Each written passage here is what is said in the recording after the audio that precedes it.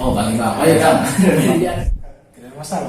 Mau di zaman apapun itu, dengan teknologi semaju apapun, selama berpegang pada nilai-nilai itu, maka semua akan berjalan lebih baik ataupun berjalan seperti apa.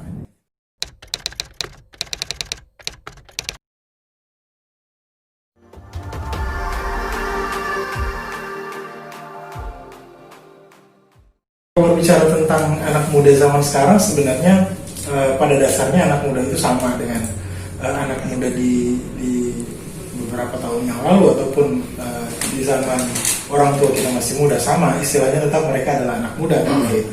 Begitupun sekarang adalah tetap kita gelarnya masih anak muda. Yang berbeda adalah bagaimana anak muda itu menyikapi perkembangan zaman gitu. Ada anak muda yang masih tetap eksis di masa mudanya, tetapi juga masih tetap mengindahkan nilai-nilai, norma, aturan, agama, norma sosial. Sebenarnya kalau misalnya tetap berpegang pada aturan itu, apalagi berpegang pada aturan agama, maka tidak ada masalah gitu. Mau zamannya seperti apa, mau perkembangannya dengan teknologi seperti apa, tapi kalau masih tetap berpegang teguh anak muda itu pada ajaran agama, berpegang teguh pada norma-norma sosial, norma masyarakat, tidak ada masalah. Mau di zaman apapun itu, dengan teknologi semaju apapun, selama berpegang pada nilai-nilai itu, maka semua akan berjalan lebih baik ataupun berjalan seperti apa adanya. Kalau baik keseluruhan sendiri sih, Bapak Faisal Salim, gimana itu menurut Bapak? Panggil Bang aja. Oh, Bang Imam. Oh, iya, Kang. Jadi anak muda, kan? Kalau menurut Bapaknya sendiri sih gimana ini? Ya, memang sebenarnya gerakan biker subuhan juga itu bagian dari itu. Jadi bagian dari, kalau dalam kehidupan berbangsa dan bernegara, bagian dari membumikan Pancasila juga sebenarnya. Ketika anak-anak muda yang biasa nongkrong di pinggir jalan, itu kita tarik ke masjid. Ketika di masjid itu kan beda ininya, pergaulannya beda, gitu.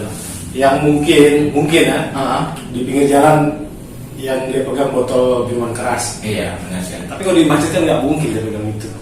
Walaupun mungkin dia masih doyan, dia masih suka. Tapi kalau ketika dia dalam masjid, nggak mungkin dia berada pegang itu. Nggak berani dia. Nah, ini tantangan juga untuk kita semua, para aktivis, para orang tua, para pemuka-pemuka agama, para guru, untuk mengembalikan ke nilai-nilai dasar Pancasila itu. Toh, sila pertama, ketuhanan yang Maha Esa. Ayo kita kembalikan generasi muda yang berketuhanan. Terserahlah mereka agamanya apa, mau Islam, Kristen, Hindu, Buddha. Yang penting dia takut dulu sama Tuhannya, yang berketuhanan. Balikin dulu itu. Ayo kita balik yang berketuhanan. Yang kedua, kemanusiaan yang adil dan beradab. Saya ambil dulu kata terakhirnya, adab. Bagaimana itu adab terhadap orang tua, bagaimana itu adab terhadap guru, bagaimana itu adab dalam pergaulan. Kita kembalikan nih adab-adab dulu nih, gitu loh. Ini kan sekarang ini kan jauh dari kata itu, bahkan guru sekalipun dia sanggup bunuh, gitu loh. Dan itu bukan lagi isu, sudah di depan mata kita. Gak ada buktinya juga. Bukti sudah ada. Kenapa tidak ada lagi adab dari murid terhadap guru? Dari mana ini? Oh, dari kadar yang sini. Ya, dari Raffi Najamudin ya. Gimana Raffi, gimana? Kalau menurut saya di zaman yang sekarang, tentu kalau mau bilang Pancasila itu dari SD, SMP, SMA jadi nggak ingat pas upacara bendera. Iya, benar kan. Terus di hari momentum ini, hari lahirnya Pancasila, kita lihat Pancasila itu sebagai dasar negara atau pandangan hidup berbangsa dan bernegara. Kalau menurut saya sebagai kaum milenial, saya memaknai hari lahirnya Pancasila dengan cara kita amalkan dalam kehidupan sehari-hari. Misalnya kita bergotong royong itu sudah termasuk dalam Pancasila. Kemudian kita menghargai pendapat orang lain itu masuk juga dalam Pancasila.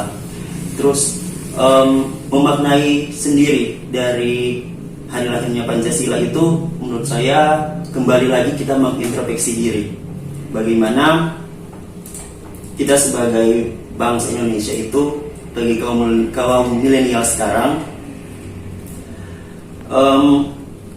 kita harus menjunjung tinggi apa nilai-nilai Pancasila sebagai dasar negara yang harus kita terapkan dalam kehidupan sehari-hari.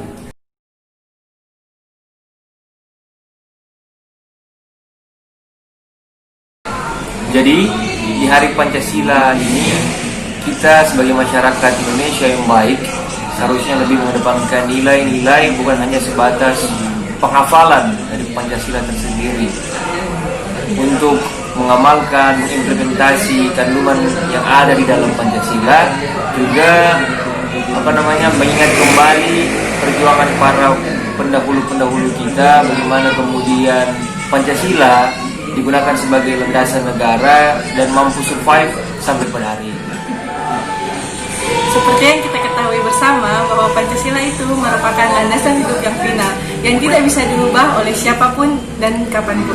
Jadi sebagai warga negara Indonesia yang baik, seharusnya kita berkegiatan dengan berpedoman oleh Pancasila. Jangan lupa tetap ajarkan Pancasila oleh anak-anak kita, cucu-cucu kita nanti. Menurut saya, Pancasila adalah salah satu ideologi bangsa Indonesia. Marilah kita mengikuti setiap nilai-nilai yang ada di dalam Pancasila. Nah, kita sebagai pemuda-pemudi bangsa Indonesia, marilah kita mengikuti para leluhur kita dengan kita mengikuti setiap nilai-nilai yang ada dalam Pancasila. Oke, menurut saya Pancasila itu adalah dasar-dasar negara atau ideologi kita, yang mana kita di komunitas milenial yang terutama di Kota Manado harus paham betul ini hidup bermasyarakat, berbangsa dan bernegara, terutama juga hal-hal kecilnya kepada untuk tetangga kita, sahabat kita, saudara-saudara kita, saling membantu, saling bergotong royong, saling membantu dalam kesulitan. Itu salah satu ideologi atau dasar-dasar Pancasila.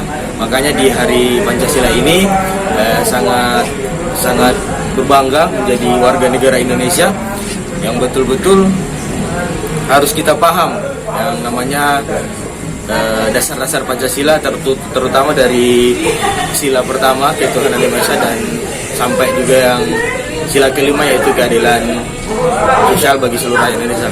Semua kita, terutama kaum milenial, harus paham betul untuk bersosmed, ya, kita harus berkreativitas untuk skill kita, ya, biar kita banyak tahu dunia luar. Itu saya mengucapkan selamat Hari Pancasila.